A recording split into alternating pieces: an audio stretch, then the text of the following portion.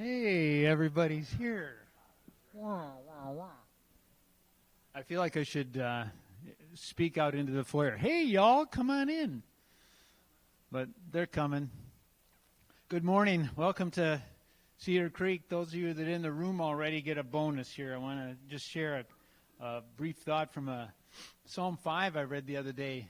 And, sometimes when you're reading a particular verse or thought might just jump off the page at you.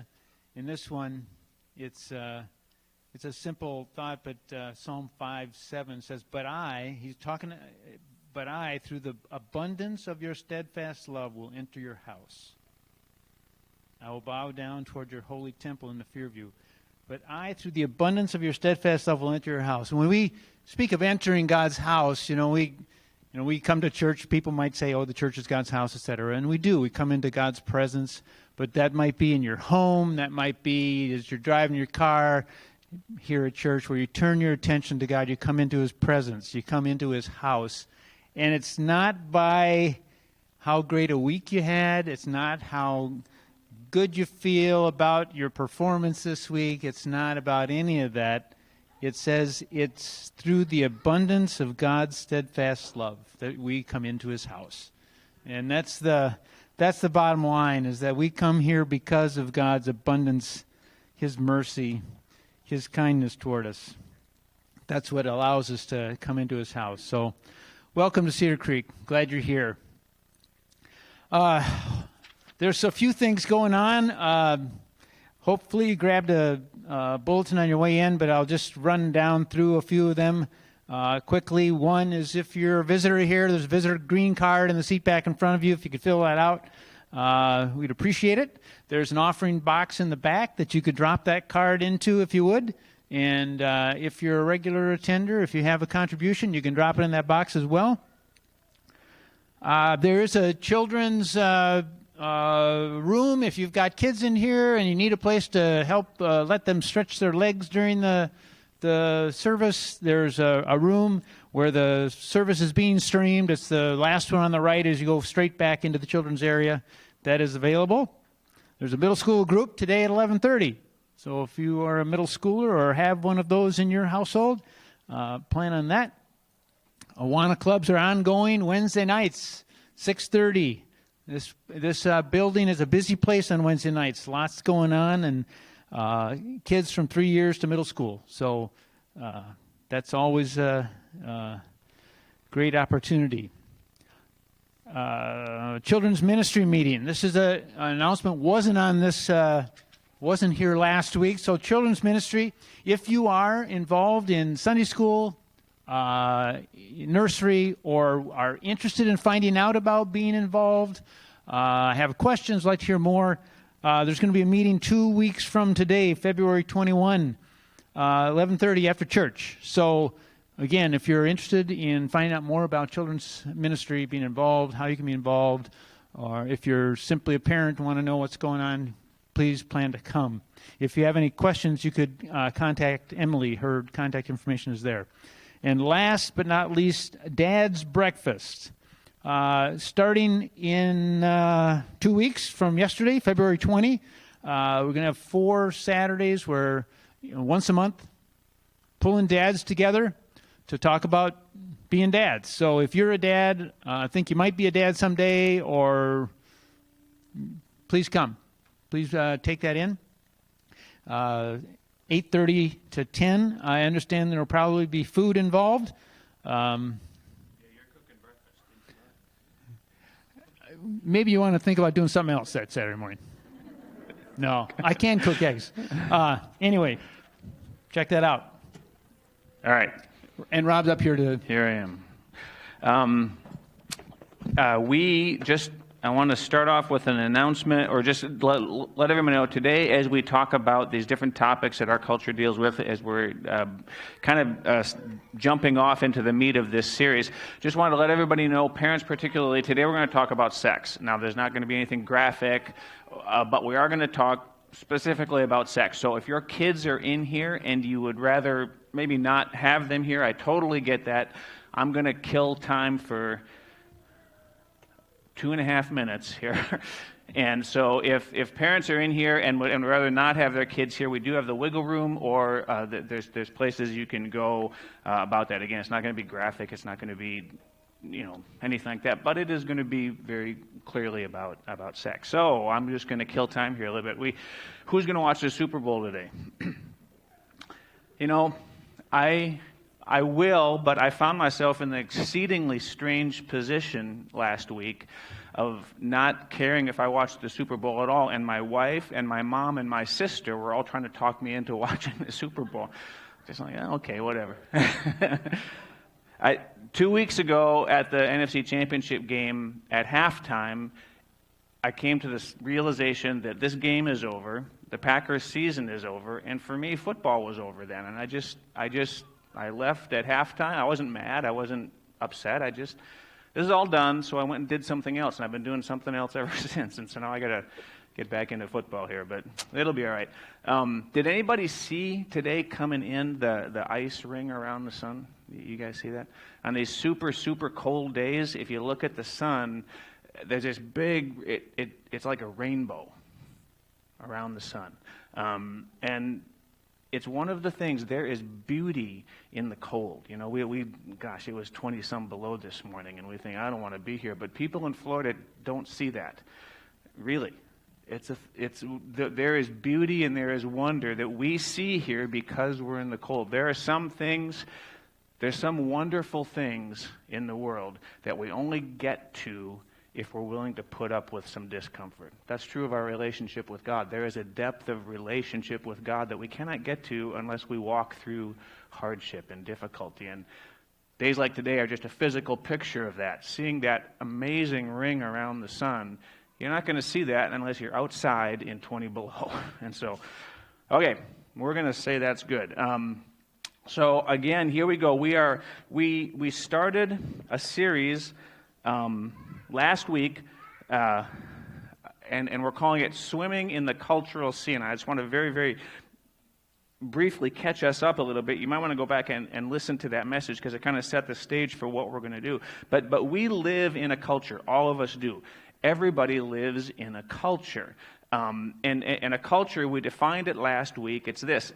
The definition of culture is it's accepted ideas, priorities, and expectations that direct our choices and actions. We all live in a culture. If you're all by yourself, you still have a culture. There are ideas and priorities and expectations that you have that will then direct your choices and actions. When we're living with other people, that culture begins to take on more of what everybody thinks. And so there are generally accepted ideas, priorities, and expectations that direct our choices and actions. Culture changes from place to place. Culture changes from time to time. I was thinking about examples of culture, and I was having a conversation once with someone who had grown up in New York. And then they moved here to the Midwest. And they were saying to me how much different people respond to different situations. In New York, people would respond in a certain way to a situation, and here they respond very differently. For example, if you're coming in to park and there's a car in front of you, and they park in the parking lot and they're too far over, there's the two lines there, and if the car that's pulling in parks too far over, in New York, this person said, you would roll down your window and say, hey, I'm trying to park here, move over. And that would just be accepted. We don't do that in the Midwest. In the Midwest, we think, well, okay, I'll just park in the snowbank. That's fine. And I'm not going to say anything because that would be rude. And so what's rude is different there than it is here. There are different expectations, different beliefs, different priorities. And so you act differently.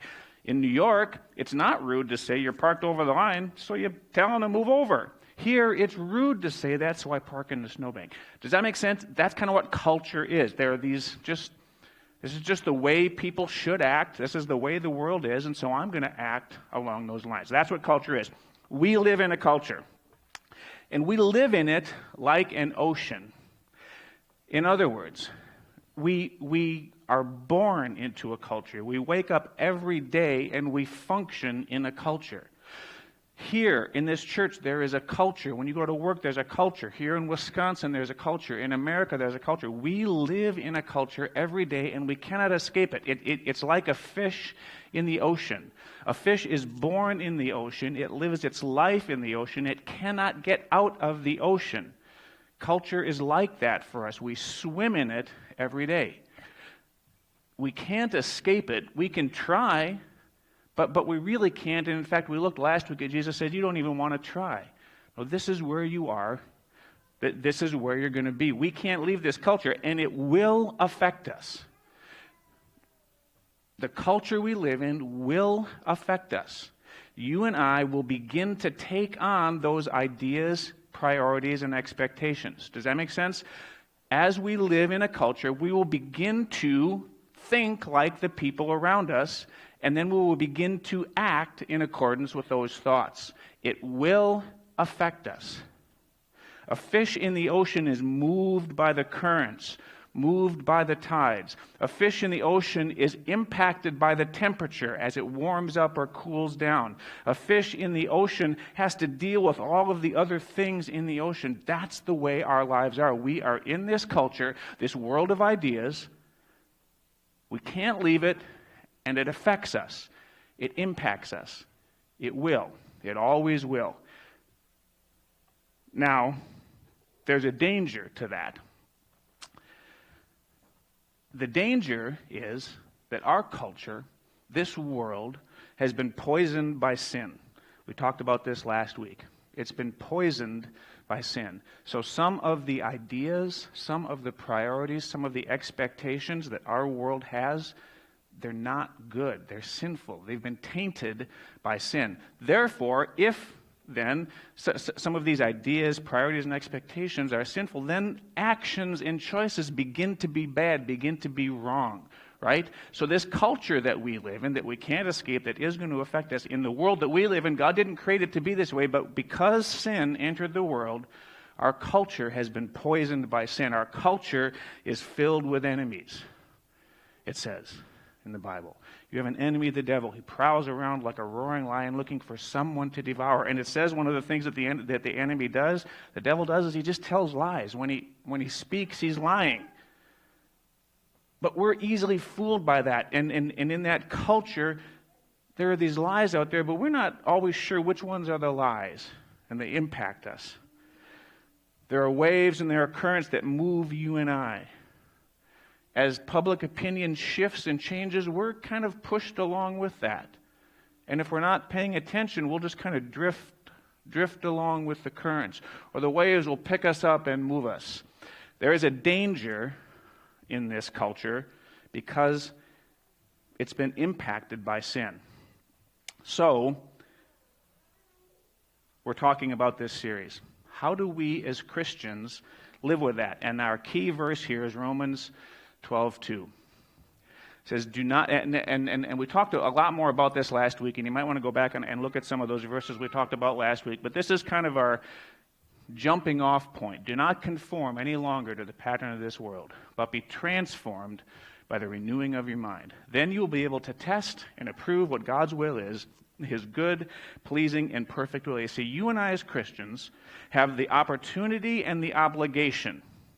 I want to say that again. You and I as Christians have the opportunity, the ability, and the obligation, the duty to think differently and therefore act differently.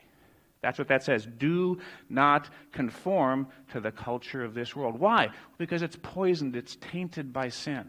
And as Christians, we can step away from that. We can resist that. We can be different. Don't conform any longer to the pattern of this world. But what? Be transformed by the renewing of your mind.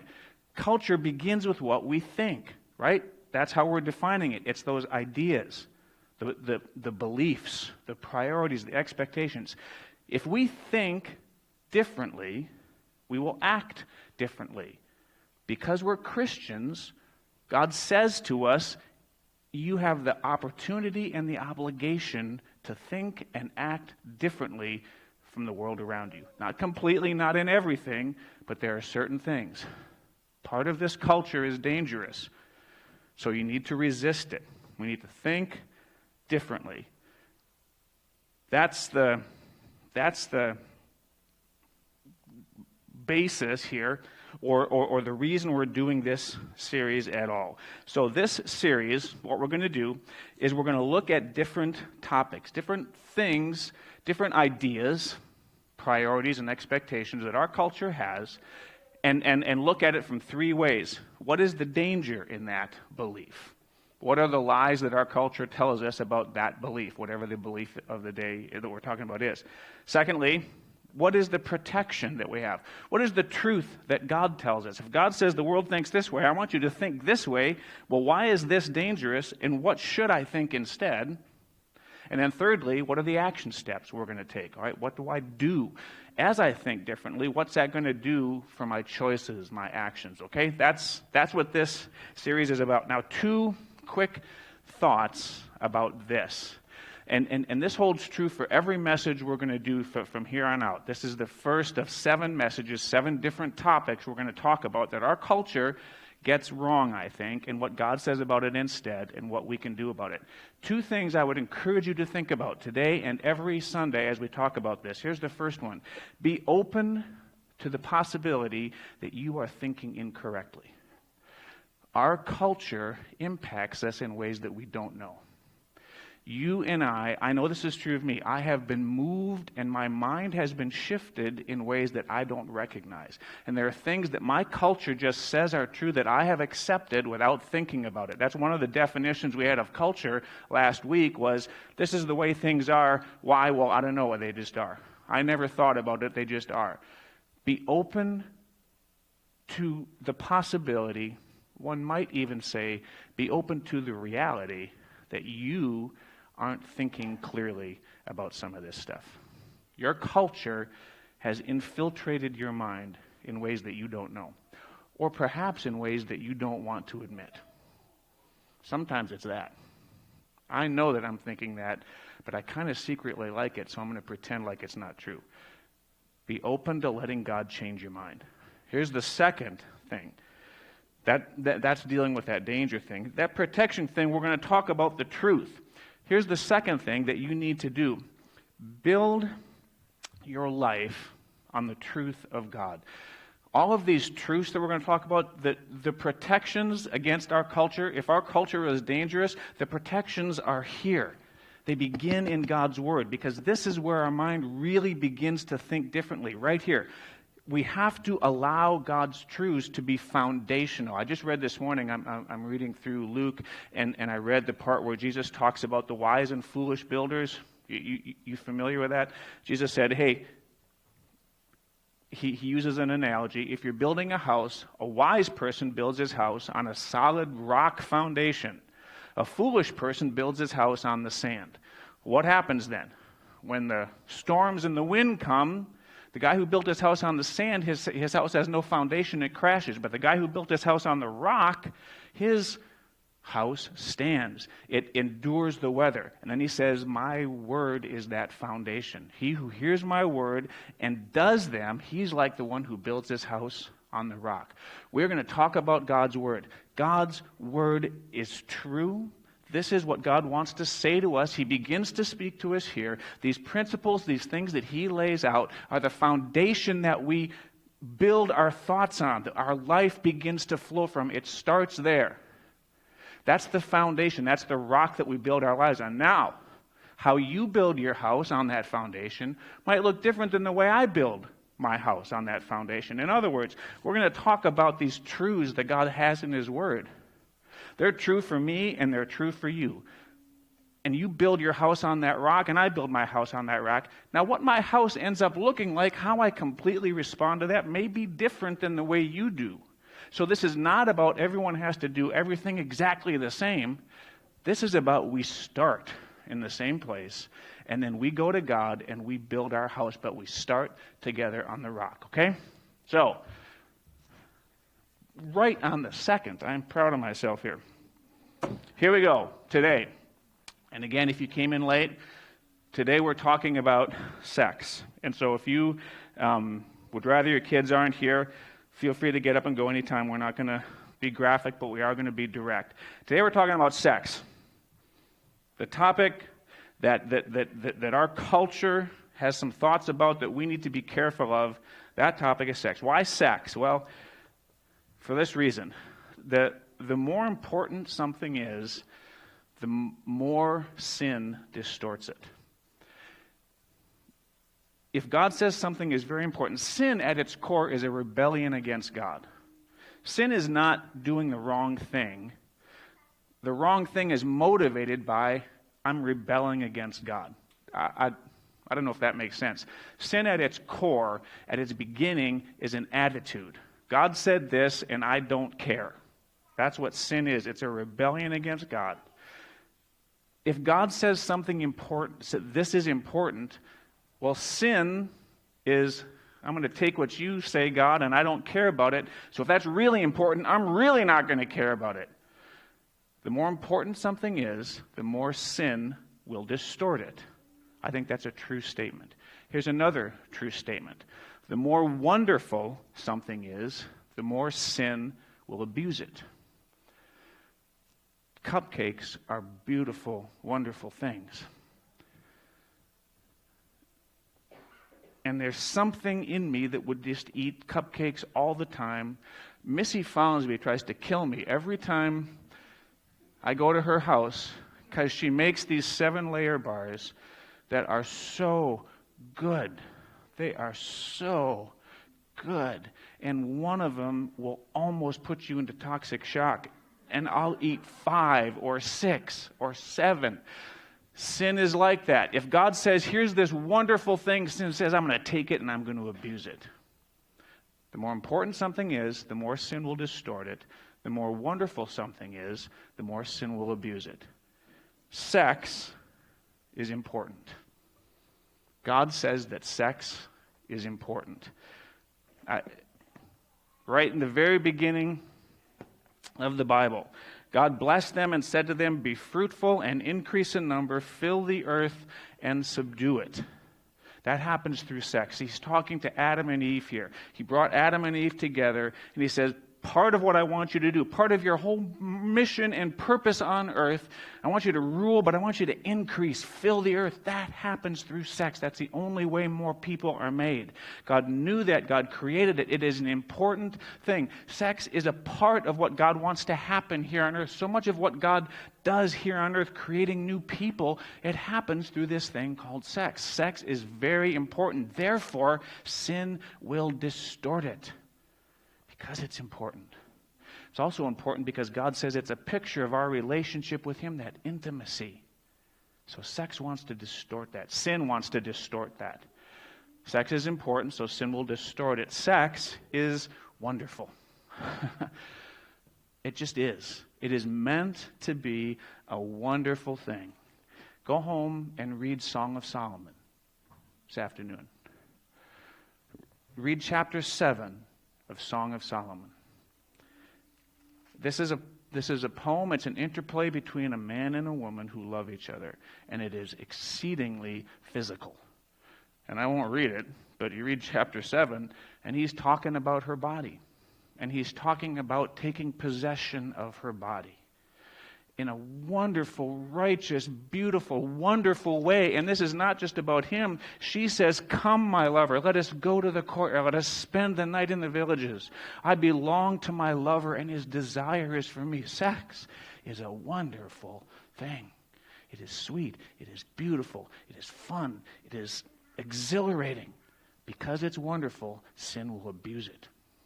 That's why we're talking about sex. It's important. It's wonderful. So sin gets it wrong, and if our culture has been poisoned by sin, our culture is going to get sex wrong.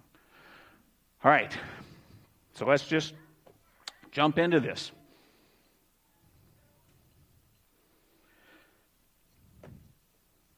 What are the dangers? Remember, that's how we're going to divide this up. What are the dangers? What are the lies that our culture tells us about sex? Second, we're going to look at what's the protection? What are the truths God tells us about sex? And then thirdly, we're going to look at what are the action steps? What do I do about it? Okay? So here we go. What are the dangers? What are the lies that our culture tells us about sex? Here's the first one. It's going to take a little bit of explaining. Our culture tells us that sex, marriage, and babies are separate things. Our culture tells us that sex and marriage and babies are not connected. They're all their own thing. They're separate things. It did not used to be that way. There was a time when culture put these things in a certain order. You got married, then you had sex, and the result was you had babies. And they were all kind of part of it. They were all together, and they followed in a certain order. Our culture has said, no, that's not true. You don't have to have marriage in order to have sex. Our culture says that. Our culture says that you can have sex and avoid the baby part. It's taken those three things, our culture has taken those three things and said, hey, they're all fine, you can do them if you want, but they're not connected. They're all individual things. That therefore you can kind of pick and choose and do with them as you wish, but at least they're not connected to each other. So what that means is this. When we're talking about sex, our culture says you can have sex with no commitment, which is the marriage part.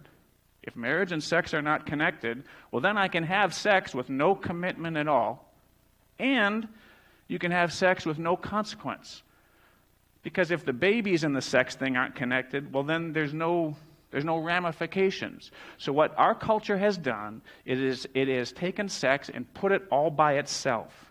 Where it used to be connected to marriage, there was some kind of a commitment there, and it used to be connected to having babies, there was some kind of a consequence. Our culture says, no, you don't have to do it that way. They're completely separate things. They don't have anything to do with each other. What that does, it's two things. It is selfish, which is one of the greatest underlying attributes of sin. It's all about me. I want something, therefore I should get it. And I don't care about anything else other than getting what I want. This is an extremely selfish thing because it turns sex into what I want out of it. Does that make sense? If I have no commitment in marriage, if I don't have to give anything to get sex, well, then it's just about me. When do I want it? Who do I want it with? How do I want it? How often do I want it? It's completely about what I can get for myself. And it's completely without consequence. I want to have the act of sex, but I don't want anything tomorrow or the next day or years from now. When we take sex out of the commitment of marriage and the consequence of babies, it becomes, well, it's just this thing that I can do with whatever I want. It is exceedingly selfish. That's what our culture has done. When you separate those three things, sex turns into only, well, what can you get out of it? What do you want to get out of it? It's all about what you want. Here's the other thing. It is wildly dangerous to do that. It's wildly dangerous to do that.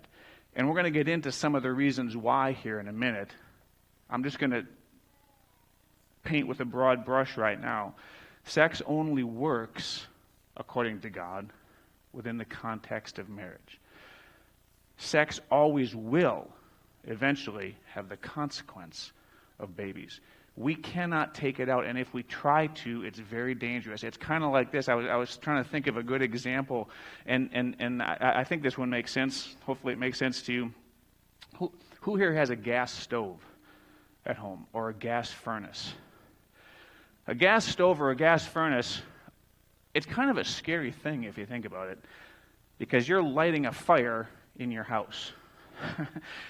I mean, if I think about a gas furnace too much, it's enough to make a guy move to Florida where he doesn't have to have one, because you're got gas piping into your house and you're putting a match at the end of the pipe. And that fire is an incredibly powerful, incredibly good, but an incredibly powerful thing. So think about that for a minute. Think about your gas stove. You turn the burner and a fire comes on. But that fire is contained. It is part of that stove, and it is that only so much comes out. And it only comes out so fast. And so that fire, which is a good thing, it cooks your food, it's contained, it is restrained somehow. Does that make sense? The fire is good, but only if it's restrained. If you just, if there was no regulator on your gas stove and just fire is just shooting out your stove, you could put your hot dog on it, but you'd also burn your wall down. You need to have the restraint in order to get the benefit from it. And it's kind of like that. And the benefit of that fire is what? Well, it cooks your food. It heats your house. It's a very good thing, but only if it's restrained. If you don't restrain it and you burn your house down, that's not good. You're warm for a little while and you don't have a house anymore. Does that make sense? Maybe that's not a great analogy, but the point is that there are very good things in the world that need to have restraint so that we can get the benefit of them. Sex is one of those things. It's a very good, powerful, important thing, but only if it's restrained and only if we recognize and manage the consequences of it. Our culture does something very different, wants to take sex and make it all by itself. That's selfish, it's dangerous. There are many lies that our culture tells us about this. We could have talked about this for a long, long time. Here's another big one, I think. I just tried to pick out ones that I think are maybe big picture ones. Here's a second one. Our culture tells us that pornography is harmless. My mom, my conservative mom, would tell me, look but don't touch. And you've probably heard that. What's the big deal if you look? It is an incredibly big deal because sex is like a flame, guys. Sex is like a fire. Maybe that's a good analogy to hang on to. Sex is like fire, and yes, it's wonderful, but it is dangerous, and if you engage in it foolishly, you get burned. Pornography is addictive, and it's destructive. I am grateful. I have had, and I've been open about this in the past, and if you're curious, I'll tell you about it. I have had sexual struggles. There was a point in my life where I feel very much like I had a sexual addiction. It's never been pornography, other things. But pornography, as a young boy, I can remember finding a Playboy magazine. I have no idea where I got it. Finding a Playboy magazine and looking at it. When I was probably 7, I'm 58. That was 51 years ago. Those images are burned in my mind. I can see them. I can see those pictures.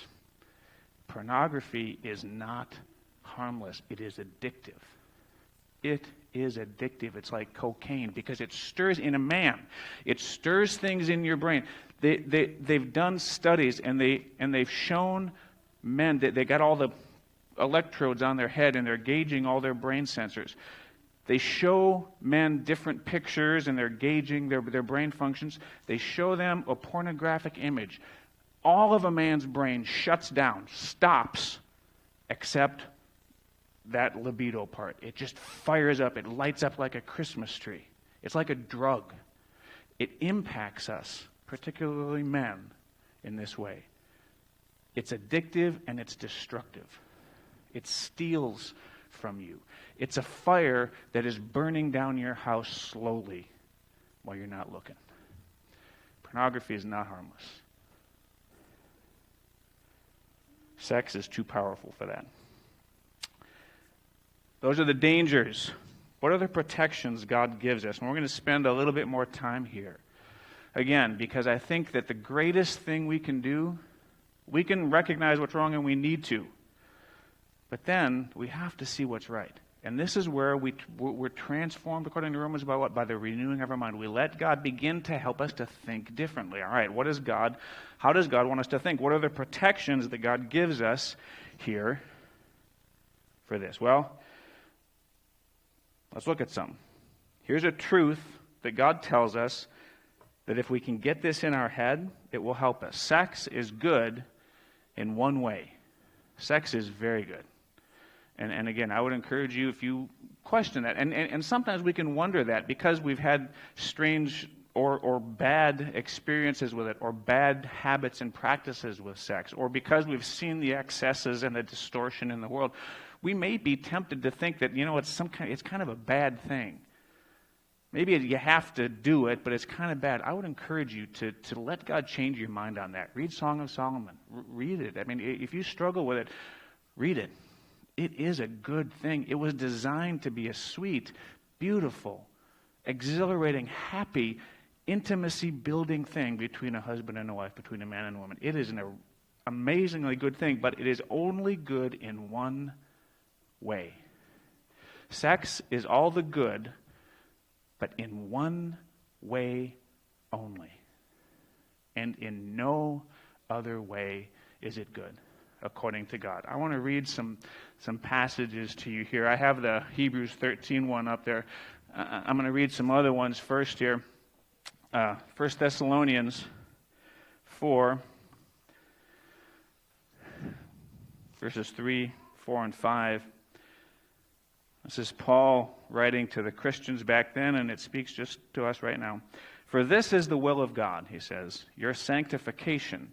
In other words, here's what God wants. Sanctification means I'm going to act correctly. I'm going to have all that stuff we talked about in Romans 12 happen. I'm going to understand God's will, and then I'm going to act accordingly. I'm going to act rightly. God's desire is that we would act according to his word. This is God's will, your sanctification. And here he says what that looks like in this area of sex. That you abstain from adultery, and that each one of you know how to take a wife for himself in holiness and honor, not in the passion of lust like the heathen who do not know God. So he's talking about sex here. All right? We live in a world that talks about sex. We are sexual beings. God understands it. He created it. So here's how God wants you to handle it, Christian. Here's how you can do this in a sanctified, godly way, honoring God the way that God intended it. What is it? Well, I'm not just out there having sex with anyone, but I'm having a wife, if I'm a man, in holiness and honor, and then sex happens there with my wife. Sex happens with my wife. Sex happens with your husband. In that way, it is wonderful and beautiful. And in no other way. Look at this here in 1 Corinthians 7, where Paul is talking to a different church about the exact same topic. And in chapter 6, we're going to get to this in a minute, he's talking about sex, but then at the beginning of chapter 7, he says this, now for the matters you wrote about, it is good for a man not to touch a woman. We get into that later, but it's good for a man not to touch a woman. But since there is so much immorality, each man should have his own wife, and each woman her own husband. The husband should fulfill his marital duty to his wife, and likewise the wife to her husband. The wife's body does not belong to her alone, but also to her husband. And in the same way, the husband's body does not belong to him alone, but also to his wife. What Paul is saying there is, look, if you could live without sex, that's great. That's what he's saying. It's good for a man not to touch a woman. It's good for a man not to marry. It's good for a man not to have sex. If you can do that, and Paul goes on in chapter 7 and says, I can do that, but he recognizes most of us, that's not what God has for us. Most of us, sex is going to be part of our life. And he says, okay, if you're not one of those people that can live without it, fine. Here's the way that you do it. You have a wife and a husband, and your body belongs to your spouse. Physically, this is talking about sex. Your body physically my body physically belongs to my wife in this area of sex. Her body physically belongs to me in this area of sex, so that it can be this wonderful thing, but nowhere else. You have this need, Paul is saying. Yes, you're sexual beings. You have a sexual need. You bet. Here's how you fulfill it. And nowhere else. Nowhere else. Not by yourself. Not with another person. With your spouse. It's wonderful. It's beautiful there and nowhere else. Hebrews 13:4. Marriage should be honored by all, and the marriage bed kept pure. For God will judge the adulterer and all the sexually immoral. Only saying there what? The marriage bed is pure. Everywhere else it's immorality that will be judged. Sex is very good. in one way. It is exceedingly, exceedingly bad in every other way. This is different than what the world says, right? The world wants to take sex and marriage and put them somewhere else. God says you cannot do it. You cannot do it. Because then you're taking fire and you're blowing it onto your face. Can't do it. Sex is good in one way. Here's the second truth that God gives us. Sex creates life. Sex creates life. This is God's plan. We looked earlier at Genesis chapter 1. Fill the earth and subdue it. Adam and Eve, so they did. Genesis 4, Adam lay with his wife Eve and she became pregnant. That's God's plan. Adam and Eve had sex. That's what they did. People in the Bible had sex. And they had babies because that's what God intended to happen. God created our bodies to produce babies when a man and a woman have sex. It's not every single time. This is not a sex education class right now, but in big picture terms, sex creates life. That's as God intended. God made it that way. I love to read in Psalm 139 about how God explains that process a little bit more. He pulls back the curtain. There's women who are pregnant here right now. My daughter is pregnant, and she'll call me and tell me, how big my grandson is. And he's been having these strange vegetable shapes, like an eggplant and I think this week he's a bunch of Swiss chard. I don't know how you get there.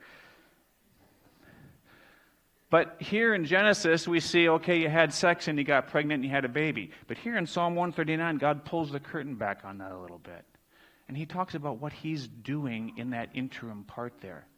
Sex happened, and now the wife is pregnant, and God is doing amazing things for you created. God is creating my inmost being. You knit me together where? In my mother's womb. I praise you because I am fearfully and wonderfully made. By whom? By God. Your works are wonderful. I know that full well. My frame was not hidden from you when I was made in the secret place. When I was woven together in the depths of the earth, your eyes saw my unformed body. All the days ordained for me were written in your book before one of them came to be. God created you. This is not some Darwinistic, naturalistic, we don't know what happened kind of thing. God is an incredible craftsman, and he created you and I, and he put us in a world where when we have sex, a man and a woman have sex, it creates a life, and then God forms, he crafts that little person from that sex act. That's the beginning of it. We get to participate in this unbelievable thing that God does a miracle and creates a life, and he allows us to participate in it. And the world says, no, you can take sex and babies and separate them. God says, no, you can't, because I made you this way. Sex creates life, and you can participate with me, says God, in making a new life. But sin says, I want no part of that. I'm going to do what I want to do, God. You take your life stuff and shove it. I don't care. I just want the sex part. God says, no, it doesn't work that way. You and I cannot redefine what God created. Sex creates life. That's truth. Here's a third truth. Sex is more than intercourse. Sex is much more than intercourse. That's why pornography is so destructive, because it's sex is what it is. It's the mental part of sex. Here in Matthew chapter 5, verse 27, this is Jesus speaking. You have heard that it was said, do not commit adultery. But I tell you that anyone who looks at a woman lustfully has already committed adultery with her in her heart. Then he makes a powerful statement, in case you didn't catch that. In case you didn't catch that. You look at a woman lustfully, it's the same as having sex with her. And then he says this, just to drive that point home. If your eye causes you to sin, gouge it out and throw it away. Oh, what's the problem when looking? It's so important that God says it's better if you're blind than if you engage in it. Look, because you're committing adultery. Sex is much more than intercourse. When you are engaged in pornography, you are engaged in sex in a way that God says you should not be. You have turned the fire on yourself, and you are slowly burning yourself away. Proverbs, if you struggle with this, read Proverbs. And I'm serious what I said earlier. I very much had a sexual addiction, I think. And it was hard and embarrassing and ugly and painful. And reading Proverbs helped me to walk out of it. You see, God can walk us out of it. Here's the other thing. We've all made mistakes here. And God can walk us out because this protection, God tells us, is not just protection, it's healing. It's protection to not get in there, but it's also healing once we've made a mistake. And I've drunk some of that poison, and I've gotten bit by the enemies. I drank the poison, I got bit by the enemies, and God can heal us. Proverbs is filled with it. Wisdom, help. God is patient. He'll help you, but don't kid yourself. Sex is much more than intercourse. Here's the fourth truth that we need to hang on to, and that's this. Sex is powerful. Sex is an incredibly powerful thing. We'd read in 1 Corinthians 7 earlier, just before that, the verses right before that, in 1 Corinthians 6, starting with verse 18, he says, flee from sexual immorality. In other words, run away, be afraid of sex in a way that God didn't intend it. Why? Well, here's why. All other sins a man commits are outside of his body. But he who sins sexually sins against his own body. Do you not know that your body is a temple of the Holy Spirit who is in you, whom you have received from God? You are not your own. You are bought at a price. Therefore, honor God with your body. In fact, a little bit earlier, it says this. Do you not know that your bodies are members of Christ himself? Shall I then take the members of Christ and unite them with a prostitute? Never. Do you not know that he who unites himself with a prostitute is one with her in body? For it says the two will become one flesh. Sex is powerful. Now, I don't know all of the implications of that, but God says two things there that had better give you and I pause. It says this: when you have sex with someone, you become one with them. Now, God created that to happen. That the first place we see that, the two will become one flesh, was in Genesis, Adam and Eve. Sex in this beautiful confines of marriage. They become one. That's good.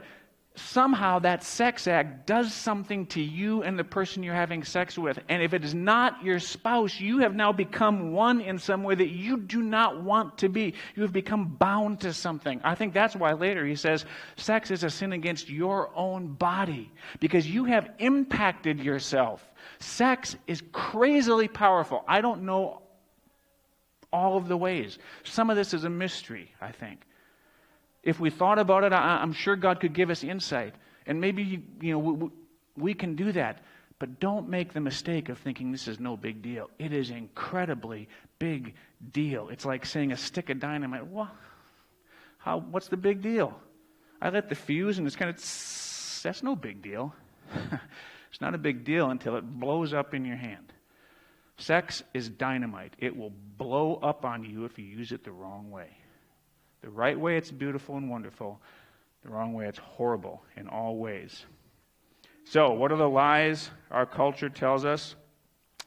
Well, sex, marriage, and babies are separate. There's no commitment and no consequence to sex. Pornography and doing what you want sexually is harmless. Those are lies. What are the truths that God tells us? Sex is good in one way and one way only, in the confines of marriage, and it's very good there. Sex creates life. We can't separate that. We can try to change the rules, but the reality is sex creates life. Sex is more than intercourse, and sex is powerful. So, lastly, action steps. What do I do about it? What do you and I do about it? How do we respond? Well, again, I would just quickly go back to what I said earlier. Maybe the response is, Lord, in what way have I taken on the culture here? Have I bought some of these lies? And maybe there's other lies that you've bought without even knowing it. Maybe you do know it. And you just need to acknowledge it. Go to God honestly. See, God won't beat you up for an honest assessment. David went to God and said, Lord, I am so messed up. My sin is always before me. But then he said, I don't even know all of it. Please tell me where I'm messed up and I don't even see it. If you go to God humbly, that's a good place to be. You'll like being there. You'll like being there. But go to God humbly and say, Lord, have I allowed the culture to seep into me in some ways?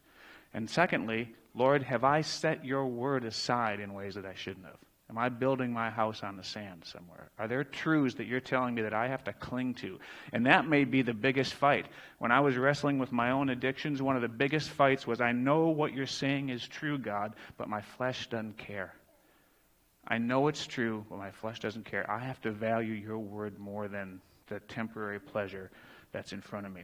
So, how do we respond? Action steps. Here's just some, and there's others. You go to God and you ask him. Here are some thoughts. Number one, don't dabble in sex.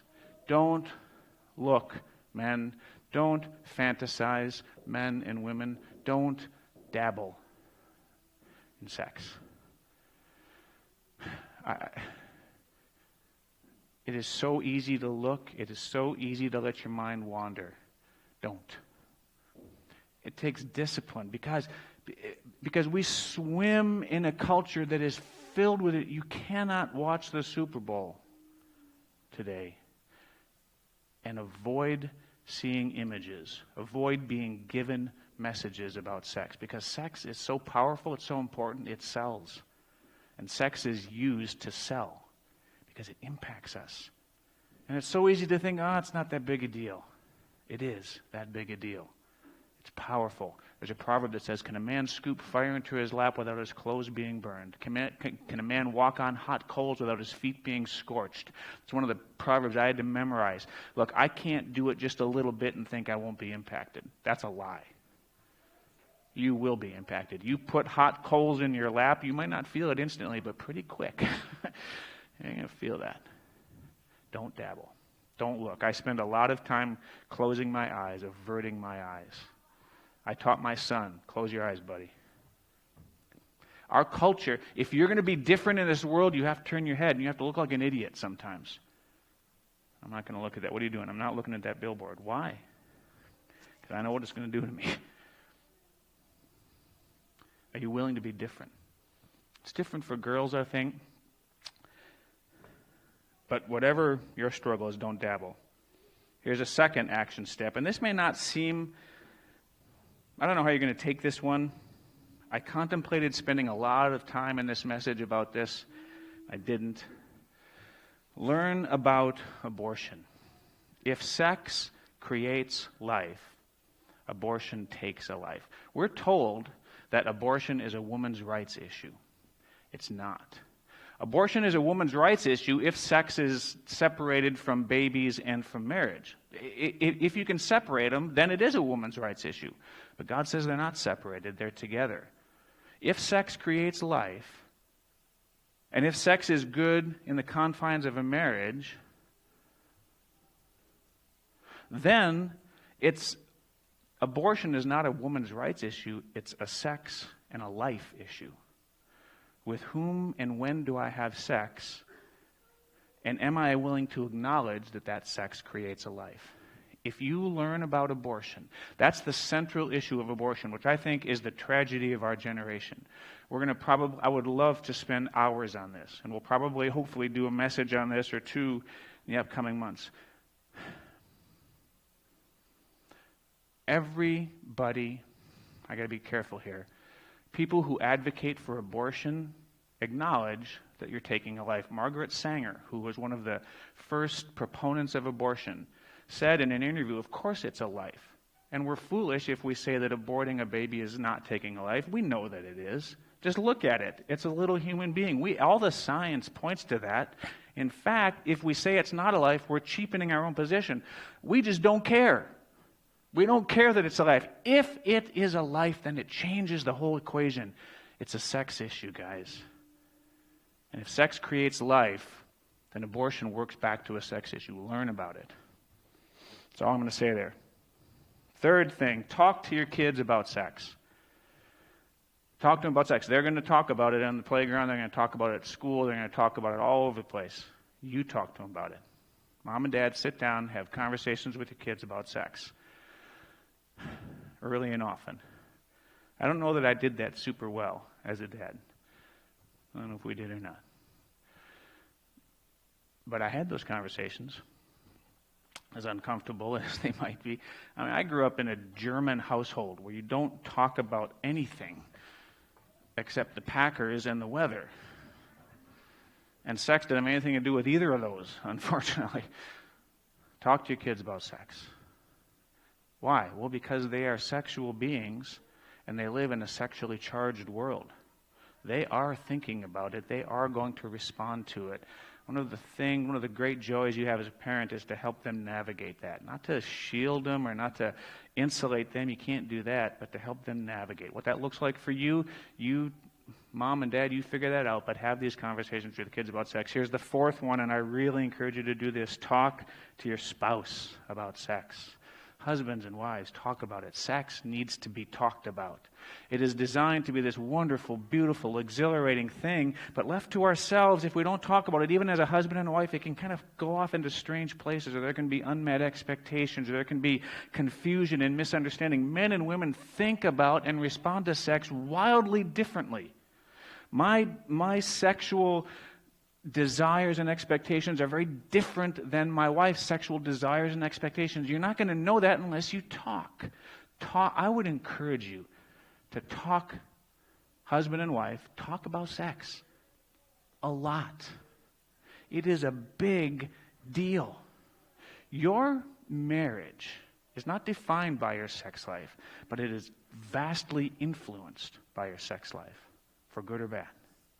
Just getting married doesn't automatically make sex good. It puts you in the ballpark, but now you still got to take batting practice and learn how to hit them. That's a bad analogy. That one came out of nowhere. I'm sorry. Talk about it. Talk about it with each other, okay? We're going to be done. Hopefully this has been helpful. Next week we're going to take another one of these topics. Talk about the culture. Lord, I just thank you so much that you can help us to live in this world in a way that is sanctified. We can hear your word. We can not get swept along by culture. We can avoid so many of the dangers of this culture that is poisoned by sin, that is filled with enemies. You've given us the opportunity and you've given us the obligation. Help us, Lord, to be transformed, not to conform any longer to the pattern of this world, but be transformed by the renewing of our minds so that we can act differently. We can test and approve your will, Lord, for us. Help us to do that in Jesus' name. Amen. We're going to take a 3-minute break. If you have kids in Sunday school, run get them. We're going to come back in 3 minutes and sing some songs.